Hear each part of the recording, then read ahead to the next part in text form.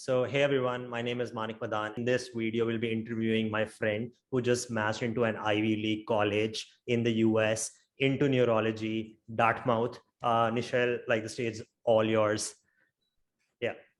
Hi everyone, I'm Nishel Kothari. I am a graduate from Jawaharlal Nehru Medical College, Kelly University in Belgaum. Currently, I'm in Bangalore, which is my hometown in India, and Manik and I met because we did an elective together in New York. And yeah, we've been friends ever since because I haven't been able to get rid of him. So yeah. Subscribe. First, I just want to ask you, what was your match reaction? I asked you to record it. You did not record it. You just opened the email without recording it. But just talk about your match reaction and when you found out and, because I feel like for me, that was such a big phase of tension. And then there was that release. I was like, oh my God, finally I made that. Like, how was it for you? I mean, it was obviously surreal. Like, I couldn't believe it. I was actually traveling. I was in Turkey, and then I was in my hotel, and I was just like, okay, I'm gonna just stay at home, stay in the hotel, and see the match result. And I honestly did not expect it because it's my top choice. And you'd obviously just because knowing that these are such good programs, you just have that inferiority complex that you're probably not good enough for this, or like some kind of imposter syndrome.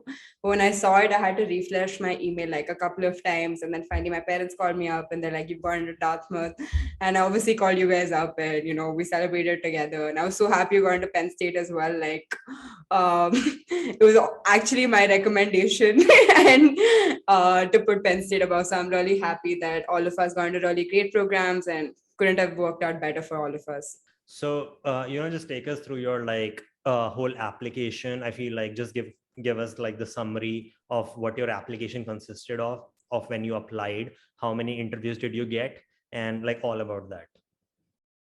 Yeah, of course. So my step one result score was 254. My step two was 266. Haven't given my step three yet. I did three clinical rotations in the US. One was in New York, one was in Miami, and one was in Chicago. One was in Illinois. Apart from that, I had a couple of volunteer experiences and some research experience, still not really the best for neuro, but I did have a meta-analysis, which I think worked in my favor because I spoke about it in a lot of my interviews. And, that was my profile. Yeah. And how many interviews did you get from that profile? Yeah. So I got close to 13 interviews. So I was extremely grateful because it was a really good number for neuro. And I know for a fact that I absolutely loved all of the programs because the one advantage if you're applying to neuro is most of the programs are going to be the university programs or university affiliated programs. So it's a very less number of programs compared to IM, but where there are just 120 programs, but all the programs are just absolutely top notch in every single way. So yeah, all of the programs are absolutely spectacular. Can you talk about when did you start preparing for your USMLEs, right? And when did you decide upon neuro, that you really want neuro? And let's talk about that. Okay. So I actually knew pretty early on that I did want to do USMLEs, but I did not really prepare for it when I was in med school because I was just like doing other things all the time, which is actually one of my regrets, that I wish at least I had worked on my CV a bit. Like I was just chill in med school. I was like, yeah, I'll figure it out after. So yeah, I wish that mindset was a little bit different. So I started preparing towards the end of my internship, and I took a little bit break from my internship to give my steps and things like that. And I think I took close to a couple of months for step one. And for my step two, I studied while doing my electives. So the preparation time was obviously much lesser. Yeah, I remember you preparing for step 2 CK in the electives, and we guys were disturbing you. Like it was fun. Yeah, you guys. And then you were so angry because we guys got to enjoy New York, and you had to just sit with your laptop studying UWorld. That was you guys would just like bully me into coming out all the time. Like I had no option. Okay. So it would basically be like, oh, I try studying like 1 hour, and then they'll call me up. They'll be like, we're doing this. And I'll just be like, oh my God, I think I have to go because I'll be missing out. And then that was basically me in New York continuously for the whole month. It was definitely difficult. I'm not going to lie. But, thankfully seeing the result, it was all worth it. Yeah. And like, so what are your tips for like, preparing for the USMLE steps, starting from step 1 and then to step 2? Like, so like, how would you recommend planning these out? Number 1, number 2, like resources that you think are like the most important resources that somebody should use, right? That's it. Okay. I would say just primarily be honest yourself, see what you suck at and work hard on it. You can't always keep continuously doing subjects or sections that you're really good at. Know what you're bad at. For me, I was really bad at biostatistics. I think I spoke to them about it, and I did try my level best to gather more resources and definitely become better at biostatistics. So know what you're bad at, work on your weaknesses, because they are going to show up in the test and you want to be able to get those points. Apart from that, if I can start with step 2, because it was a little bit more different for me, I think, from Manik's preparation. I would say for step 2, I really, one of the biggest things that I did was I had a study partner, at least for a period of my preparation. And her and I would just go back and forth and discuss all the algorithms. So for me, the algorithms really got imbibed in my head. So during the exams, I was very easily able to go through the algorithms, and it was really advantageous for both of us, because I think she gave her exam first and she's like, I could hear your voice in the exam telling me what to like do. And it was the same with me. So I think that worked out really well in my favor. Second thing that I did was, especially when I was traveling in like public transportation and stuff, because New York and like Miami, both of these places I had to spend a lot of time in public transportation to get to my rotations. So I would kind of make sure that I had a book with me. Either I was listening to Divine Intervention podcast, or I was like reading his notes, or I had my own set of notes as well that I would just like had algorithms and like important points, and I would just like flip through them in when I was like walking around or sitting in the subway. And another thing that I would do is I would wake up 1 hour before, like a little early in the morning, and finish the block of UWorld, which would take 1 hour, start getting ready for the rest of the day, and then come back in the evening and try my best to review at least half the block, if not all. And I would spend the weekends probably doing like tests or CMS forms, because I had more time then. So I would dedicate those to CMS forms, and I would work on the CMS forms that in subjects I was really weak at. So yeah. So that would. So like, which resources do you think, like, anybody who's preparing for the steps, like what should they focus most of their time on? So you were definitely. I did a bit of Amboss. So Amboss has those arrowhead questions, I think. So I would at least try to do the 3, 4, 5 arrows for subjects that I was really bad at. For me, ironically, that was neurosurgery and biostatistics, and in general, surgical subjects was really not my forte. And I think PEDS was also a little bit difficult, because PEDS had a lot of like rhetoric memorization that, you don't really grasp in the first time in UWorld. So I would kind of take that UWorld knowledge, consolidate it, do a couple of Amboss questions, like, 15 to 20, because Amboss questions would take you very less time to review and they just got over really fast. So I would say a bit of Amboss and things you're weak at. UWorld for sure is like, the absolute golden grail. I would say a bit of CMS forms and things that you're weak at. And divine intervention, I just felt like the podcasts were a little bit too long. So I would still read the notes for the podcast in um, especially the screening guidelines and a lot of those concepts in medicine. I think he did a really good job covering. So yeah, those would be my resources. And apart from that, obviously a decent step 1 knowledge does go a long way. Yeah, for step 2 and step 3. Yeah, for sure it does go a long way. Yeah. Can you talk a bit about your electives? What kind of electives did you do? Were they hands-on, hands-off? And like, okay, so about that. Yeah, so I did an elective in New York in an outpatient setting, and it was hands-on. It was a good learning experience, especially because it was a neuro I think the doctor we rotated with had experience both in neurology and in psychiatry. So I felt like I got a good grasp at both, and I was able to kind of see both of them being combined together. And New York, being New York, was obviously a lot of fun doing those electives. My second experience was in Miami, and that was also a really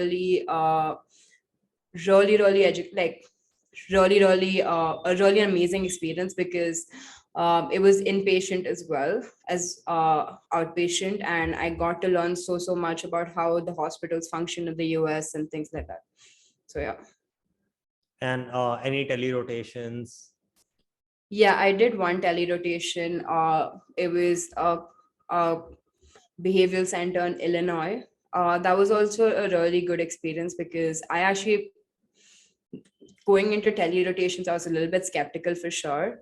But my experience with the tele rotation really, changed my opinions on that. It was really informative. I did get to learn a lot. We would discuss a lot of cases, discuss a lot of differentials especially, so I got to see each case from very, very different points of views, which was really amazing about the elective. And we would have presentations as well, so I think I got to learn a lot. So I think all three rotations, all in all, I would have liked to do a couple of university rotations as well, but with COVID being the scene, you just had to make the best of what you could, and that's exactly what I did.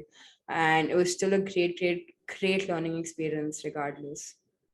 Oh, that's awesome. And okay, so what about LORs? Can you talk about LORs, and especially regarding the tele rotation? Was it ever brought up in the interviews as like, okay, like what did you even learn in the tele rotation, or like with the LOR of the tele rotation, because you're not there, right? And that can be like sometimes a bit problematic for the programs, because like I've heard a lot of program directors, they don't even consider tele rotations as electives, or like, so yeah. I think the one good thing about neuro is they do review your application really, really holistically. So even my neuro experience in India was brought up, and they saw how hands-on our experience in India was. So yeah, they were not.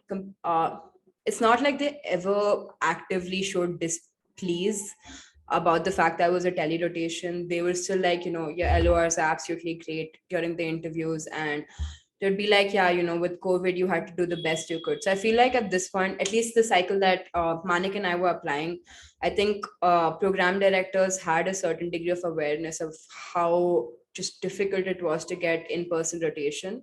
So if you had any kind of in-person experience, they would really appreciate it. And I know that a lot of tele rotation really tried extremely hard to be very inclusive and as hands-on and as experience-based as they could. So I think if you just honestly talk about the experiences you've had, during your tele rotations, that saying this is what I learned, and this I learned how to do medication reconsolidation, or like these are the kind of histories I took, or these are the kind of cases we discussed, or these are the trials that we discussed. If you can just be honest about what you learned during your rotation, I think they were appreciative of it. Yeah. Okay. I remember like I always used to bring up like from our Brooklyn rotation, I used to bring up those anti-CGRP drugs for migraine and like talk Yeah, about that. Remember like and a lot about that. So yeah, it was fun. I still it feel was like fun. if we can get in-person rotations, that would be far better than a tele rotation, because a lot of PDs still would prefer in-person rotation. So if you can get them, please do not hesitate. And if you ever consider cost, like I think I'm a person who always like is trying to look for an affordable alternative, and a lot of people like sometimes choose the tele rotation as an affordable alternative to an in-person hands-on rotation, even though they can Yeah, get the in-person hands-on rotation. I think you should not do that. If you're getting anything that's in person, please go do that. And even if it's more for expensive, sure. yeah, choose it over a tele rotation, because the LOR Yeah, that for sure. generates is far better, I think. For sure, for sure. Definitely. Like if you have the option so for me, what happened was I flew back to India. So that's why I had to do the tele rotation, because I had to, I couldn't immediately fly back, which would have been really hard. So again, I would say definitely if you get the option of doing an in-person rotation, 100% go for it. But in the off chance that your situation doesn't permit it, where in the sense that you do not get a visa, or any of those things happen, if you honestly just explain that in the interview, I think people would understand. But definitely go for the in-person rotation. And if nothing works out, you still have tele, and still holds a certain degree of value. Maybe not the same though, for sure.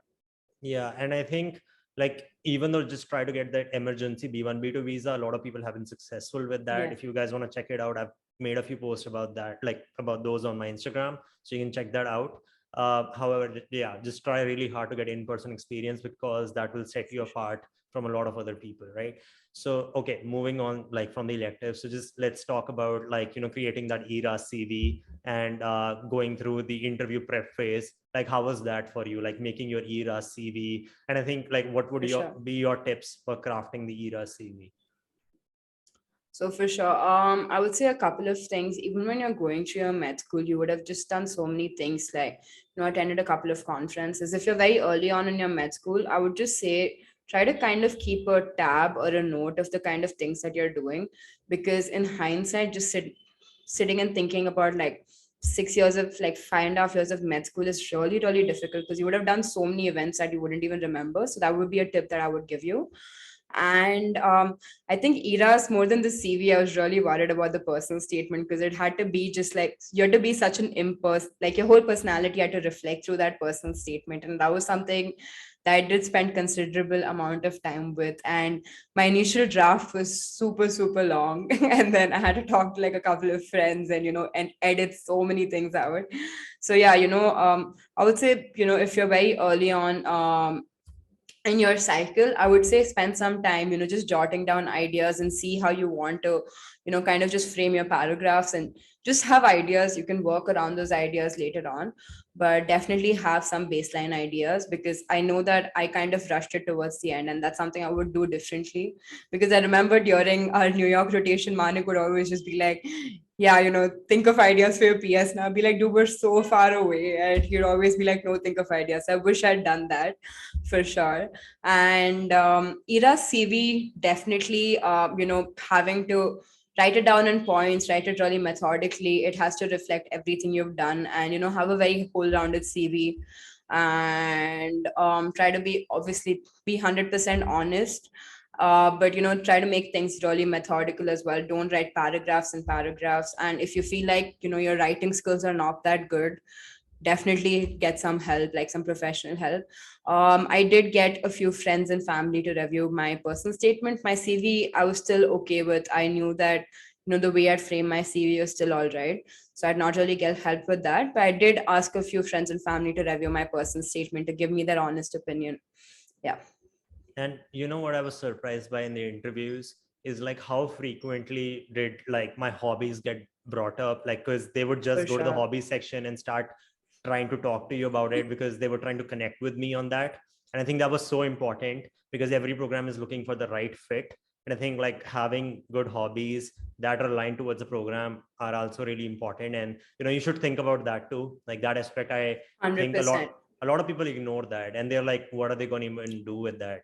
But in America, like No. again, a lot of that is so holistic, right? Just talk about your experience, because Yeah. yeah, I know like a lot of your hobbies are brought up too. Yeah, for sure. So, I mean, I would say just again, your CV and your personal statement, this is like virtual interviews where it should be a part of your personality for sure. And for me, in almost every single interview, my hobbies were brought up, and I wrote about how I absolutely love traveling, and I was a certified scuba diver, and like, all the adventure sports are done, and, I really love art. So I think I'd written about this art summer camp that I had, started. So that was brought up, and she's like, okay, the professor was like, okay, what did you teach? And, how's your experience and stuff like that. That was such an intricate and just such a tiny part of my CV that I was just always shocked that, they would see that and they would talk to you about it. So I told them about the kind of art classes I took. And when it came to my scuba diving, I actually related with a lot of the professors who were really into scuba diving and stuff as well. So I think in one of my interviews where it was like a southern state where they did not have a beach around, so they asked me, I think, what I wanted from the program, and I told them everything. And one of the professors was just like, yeah, we have everything you like, but everything you want from a program in terms of academics and in terms of research, but we don't have scuba diving, but we let you fly to Hawaii if you want for that. So it was really sweet. And stuff like that was always brought up. And if you end up having a lot of similar hobbies, I think everyone wants to know of you as a person. So just be really honest, and let your personality shine through more than anything. And if you have a few unique hobbies, definitely bring it up. I think one of my friends said that she loved bird watching, so that was also always brought up with her.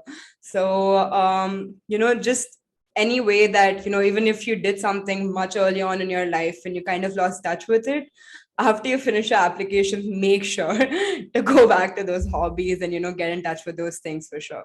And I think, one of the best things you can do is, again, like maintain a CV, like you just talked, from the first year of a medical school, and just remember the dates of like what you did. Was it a volunteer, professional experience? And that would be so helpful, because like Definitely. remembering that, and like, remembering the dates is the hardest part. And who was the preceptor? Sometimes you even forget that. So that was Yeah. like my case, right? So I think like making that CV, I'll even like link down a format of the CV which you guys can use. And secondly, remember, like I feel like if you're oriented towards a certain specialty, for example IM or neuro or psych, so right from the first or second year, start thinking about cases like that you saw that made you feel something emotionally towards the specialty. I would also start making notes about certain cases that I found were really interesting throughout medical school, because that does get brought up like in the interviews, like tell me about an interesting case that you saw, tell me about a memorable Yeah. patient that you saw. And I think that's very important, like tabulating all those experiences right from the get-go, so that it's not a hassle later crafting your answers, Yeah. right? And I just So want to add one thing to everything you said. Like, you'd always just imagine when they talk about a memorable case or an interesting case that they want these just like spectacular findings and, just like the rarest of the rarest case. Absolutely not. Like, just any case that had an impact on you. You just need to tell them about how that case impacted you, or, what you learned from it. It can be the simplest of the simplest case. I remember my case being neuro was a case of GV syndrome, and I yeah. spoke about how that was how that was my first ever neurology case that I presented when I was in postings, and everything that I learned from that patient, how so many neurological conditions can be so debilitating and the impact it has on the family. So I spoke about that aspect. So again, doesn't have to be some insane stroke or with these like just rare findings. It can be the simplest case ever possible, and it just you more have to like elaborate on the fact that how the case impacted you, what you learned from it, and why that case was absolutely memorable. So yeah, I Yeah. would just like to add that. Let's talk about like the interview period. Remember, like, right from the first interview that you got on your eras, and then like, talk about, okay, how scheduling interviews was a huge problem because you were in India. And because of that, sometimes you were sleeping when you got the interview. And so the spot sometimes got filled. And then, let's transition to, okay, the interview experience. Like, how was that? For sure.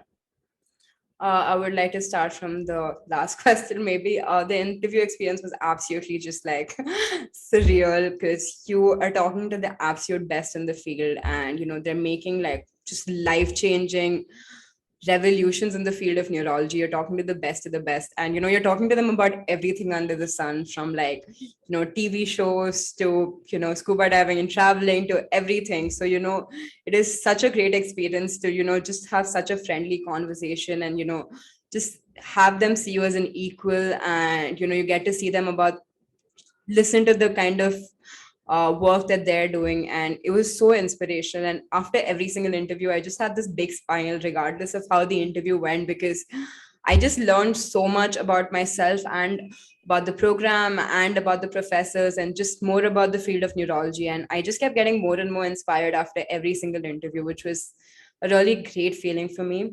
Now coming to your previous questions, yeah, I actually did have a couple of really weird experiences where, because I was in India at that time when I had to schedule my interviews, that I was sleeping this one day. I went to sleep at like 4:30 a.m. in Indian time, and I think my interview came in at 6. I woke up at 7 in the morning to get up and go for work, and I had to be put on the wait list because all the spots were filled. So, and this was the program I matched at. So it was kind Yeah. of heartbreaking because I did have to wait for like a couple of months until I got a spot again. And, that I feel like made me more determined to, really ace that interview because, I had to be on the wait list for so long. So definitely scheduling interviews was a really stressful period, I would say. But that joy of just getting that interview was such a dopamine release, like the way Manik would put it. And it was really an awesome experience.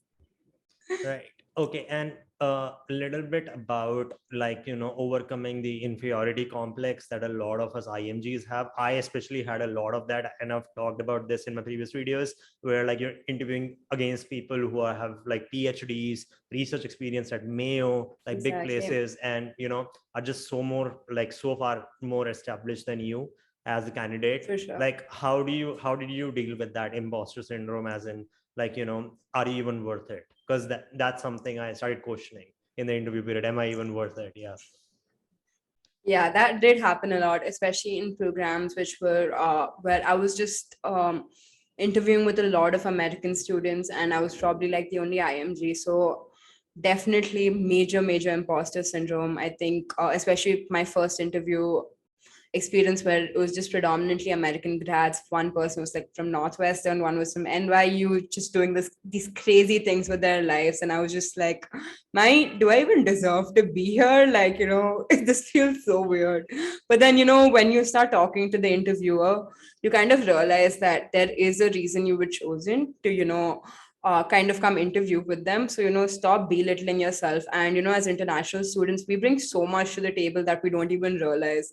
We're different, but our experiences are so valuable. We're so determined, so hardworking. We're, changing the way we,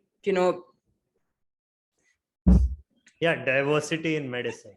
It's okay. yeah, Don't worry we about. bring a, Yeah, because like, we see, bring, Hindi, yeah, right? Hindi, Kannada, right? And like that will help you communicate. Like, so you're multilingual compared to like another exactly. graduate, right? Number one. Number two, like if you're from a country like India, the voluminous like OPDs that you go to and the amount of Yeah, caseloads that you handle just make you far more resilient to a lot of other, like compared to a lot of candidates. exactly.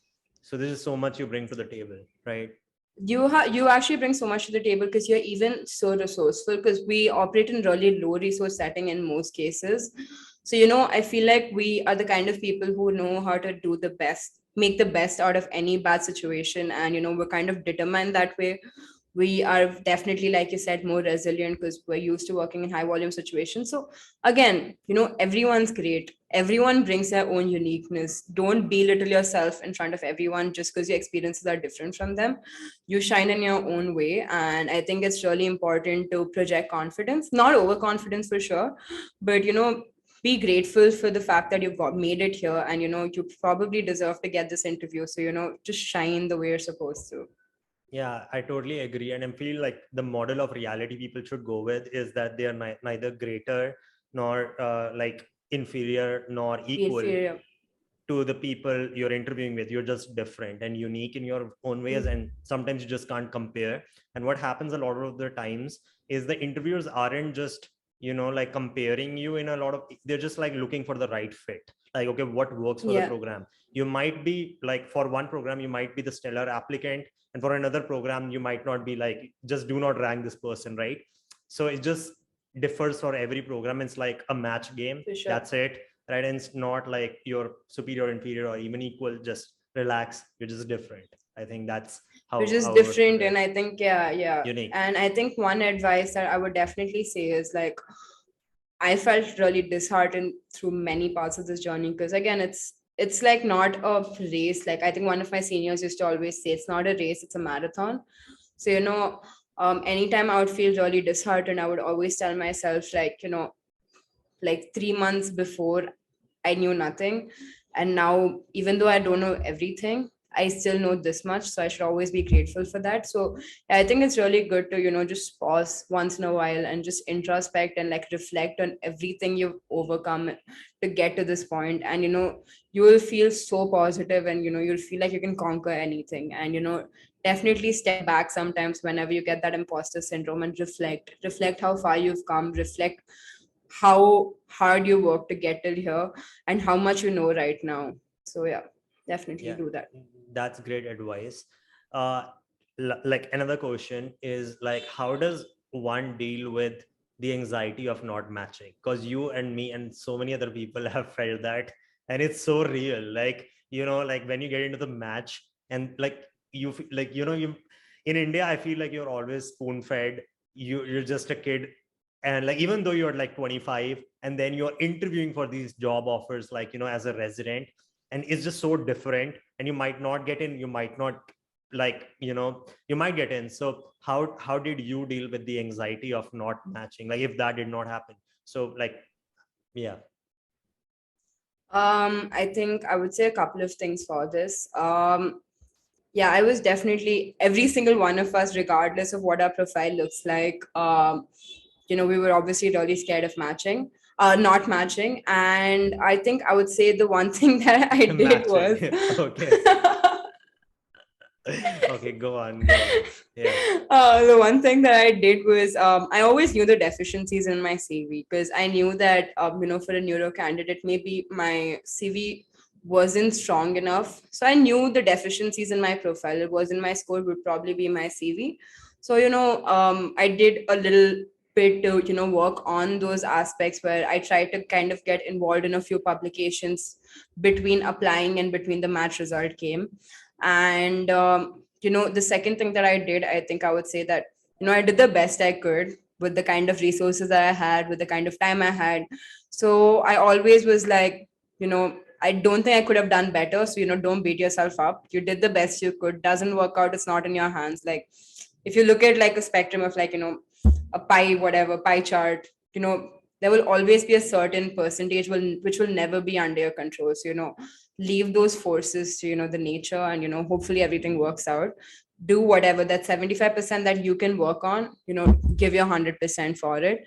And I think the third thing, yeah, definitely try a bit to improve your CV between applying in your match date, because, probably get some articles published, do a few electives if you could, and that will go a long way in the off chance you did not match.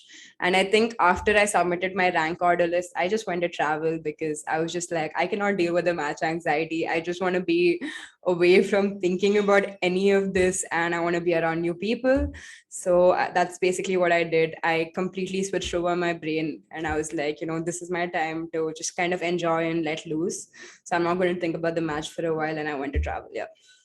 Yeah, traveling. Yeah, I did not do that. Sorry, guys.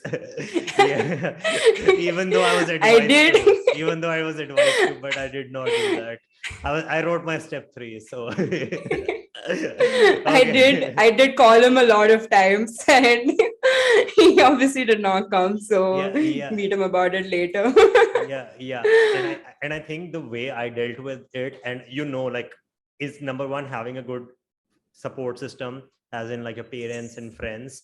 And remember, we used to get on like WhatsApp calls and just discuss okay, this is happening, and talk about like anything and everything. And I think that helped me a lot, having a good like friend support system.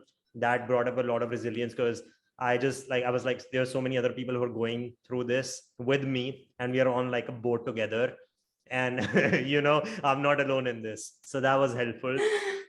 Secondly, I would say, like, I always like go with this thing called downside planning, which means like, okay, let's say if I don't match, what's the plan next? So I was always okay. Like, I even told Nishel, if I don't match, I'm going like for a research position at Mayo, right? Or doing something with that. Okay, if that does not happen, if I still don't match, flab. If that doesn't happen, need PG, right? So I always had a backup plan, and I was like, okay, it's fine, even if I don't match, right? Life will go on, it'll be fun. Like, I'm just gonna enjoy my life. It's okay if I don't match. Like, I was very much okay with that, even before, like, the match day. So I think that helped me a lot, right? Okay. So what else? Oh, I would actually like to touch up on the first point that you said, have good support systems throughout this journey. I know that a couple of my really good friends were in the same journey of USMLE as me, and I cannot tell you about the countless times that, I've been so grateful that they were with me, because I wouldn't have given my step to, I wouldn't have been able to power through so much of my journey if it wasn't for them. And that other friend that I found, while studying, and you and like everyone I met in my electives, I had a really good support system, especially from other fellow neuro applicants. So, they would tell me about what was happening in their life, and we would discuss, like, how our interviews went, and, kind of how just get an honest opinion. So family, friends, and especially fellow applicants in your same field go a long way. So, in the off chance none of you match as well, like, you'll always have their support system, and just be good to people, and, good things will happen to you. So yeah, And it's not hard to find them. For example, if you want to look up, it's really not. it's not like, so Twitter, just go to like Neuro Twitter, hashtag Neuro Twitter, or Met Twitter, Yeah. and keep like checking it every single day. There's IMG Reddit. So there's this community on Reddit called IMG Reddit. Then there's Residency Match 2023, 2022. There's Instagram, there's Facebook groups on this. We have a Discord group on this if you want to join that. Like, so there's just so many places you can find your support group if you just don't have any person who's going throughout the match. So don't worry about Exactly. that. Right. And okay, lastly, like, I actually want to touch up on a secondary thing that you said as well. So I think yeah. for any neuro applicants, one advice I would also give is get on Twitter, because a lot of the faculty, a lot of the program directors in neurology especially are on Twitter. So even when you're interviewing with them, it's really good to see what their likes and dislikes, or, where their research interests are, so to see if you have any common interests, or, if you can talk to them about it. Just connect with them in those ways. So even a lot of the programs have like Twitter pages as well. So, you kind of see the events of what's happening with the residency as well. So, pick up those like tiny things, see where you have like a similar interest, and, definitely talk about it in your interviews if it does come up. So we'll say Twitter, if you're a neuro applicant, get on it early, be very proactive. I learned about it much later. I wish I knew about it before. A lot of the program directors, a lot of the core faculty in your neurology departments will be there on Twitter. So definitely you can use Twitter, especially for neuro, to your advantage. So yeah, if you can do that, it'll be really great for you. Yeah. Okay. Yeah, that's great advice. I would also say LinkedIn. So if you can get on LinkedIn and like, let's say, search up programs and their faculty and try to connect with them on LinkedIn. Don't message them directly. But what you should try to do is, let's say you take like part in poster presentation or publish some research or do something related to the specialty you want to apply to, keep posting about that on LinkedIn and Twitter, so that at least like they can see that you are so really interested in a specialty. And I think that goes a long way, because they'll be like, oh, this person is so interested and I've seen like this person participate in events. So I think that, like, also is a good advice. Lastly, like, what would be your tips for neuro applicants specifically, like when just for the neuro applicants, like yeah. I would say I think the one really primary thing about neuro is that they're going to review your application super holistically, because number of applicants for neuro is significantly lesser than internal medicine. So they have the time to review everything. When I say everything, I mean everything, because I think at one of my interviews, one of the program directors kind of read out a line from each of our personal statement that kind of motivated him to call each of us for the interview. That's how thorough he was, and that's the kind of proactiveness the programs are showing. So imagine the kind of proactiveness you need to show. So, just be a neuro nerd, because everyone who is in the US who is doing neurology is absolutely passionate about it. So make sure your CV screams your passion for neuro. I'm not saying, oh, get research. Yeah, definitely helpful. But, if you've had any kind of teaching experience in neurology and, things of that nature, they go a long way. Any kind of academics, any kind of research, your electives, make sure, yeah, I am electives for neurology will help, but I would really rather that you have neuro specific electives or neuro plus psych electives like I had. And I think definitely let your CV scream your passion. Use Twitter to your advantage. Don't be like don't be annoying. Don't keep like text, like don't text program directors and don't text professors. Just I get it. show your passion again for the subject through social media. Like, okay, this got published, or this is something that I'm doing. I'm starting this drive for Parkinson's Awareness Month, or stuff like that.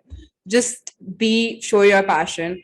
Third, I would say most of these programs are going to be university programs. So if you can get some kind of research, no matter how basic it is, even if it's case reports and not meta-analysis, do it. So, try through med school to kind of work towards it. This is one of the regrets I had, that I did not do that. So, try that. Neuro I is big think on in general, research. Neuro is very big. Like you can talk about, like yeah, neuro is yeah. so big on research compared to other specialties. Yeah. So they are big on research. A ton of applicants who do apply for neurology do have some kind of research rotations in Mayo and things like that. I personally did not, so that's why I'm like having such an imposter syndrome that I'm bashing Yeah. such a great program. Yeah. So, one thing about neuro is they're also really receptive. So in the off chance you do want to apply for any research positions, you can mail faculty and you can see the research projects that they have ongoing in their programs, and you can directly mail the faculty or the program coordinators for it. So be proactive in the field of neurology specifically. Let your CV scream your passion. And third, even when you're interviewing, just bring, like for me, I really liked art, so I spoke about how my love for art and my love for neuro were kind of interrelated. So use your pluses from your Creativity. personality to, Yeah. yeah, so use the pluses from your personality to tie in your love for your passion. Like, both of these are your passions, so find a way to interconnect them. And yeah, if I have, I think that's about it, actually. I don't know. And just be like confident, and just be grateful for everything you've done, and how far you've come.